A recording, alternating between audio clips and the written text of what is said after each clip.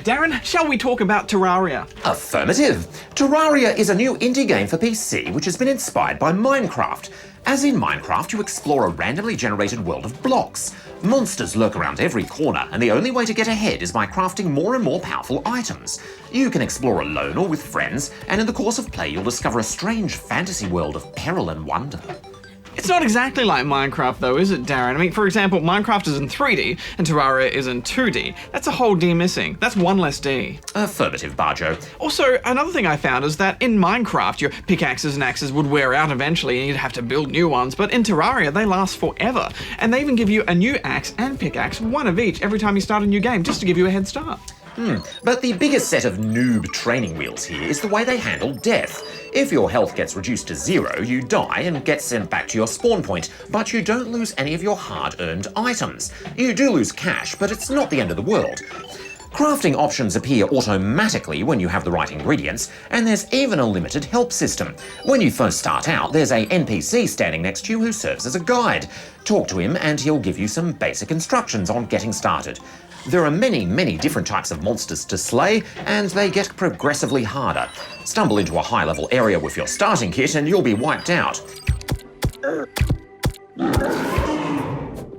The only way to cope with these ever-increasing threats is by upgrading all your gear, and it's this challenge that makes up most of the game.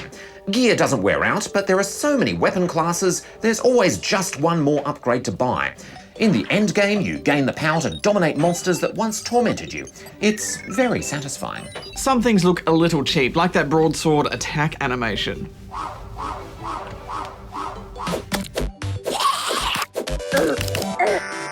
The blocks are much smaller than your little dude, and it's easy to get stuck on them in the more fiddly bits of the map. The enemy attack patterns are cheap, and the sheer size of the game world is a double-edged sword. It's not infinite like in Minecraft, but without a fast travel system, each step you take forwards is another step you have to take back to get home again. That said, you really do feel compelled to explore. There are so many different treasures and surprises to find. For instance, while the night brings dangers in the form of zombies and those horrid flying eyeball things, you can also stumble across shooting stars that have fallen to Earth. You need to gather those for mana. Water actually behaves realistically, and there's some great use of sound too. The music is catchy, and I love the way that zombies bang against the doors of your house at night. Brains! If you're into that sort of thing, Darren, but final thoughts? As wonderful as Minecraft is, it's still an unfinished game. You reach a point where you run out of things to do. Terraria fixes that problem by including bigger and bigger baddies, and more awesome weapons to take them down. It's still a little rough around the edges, but if you want a Minecraft-like game that feels more like a proper RPG, then Terraria is worth your time.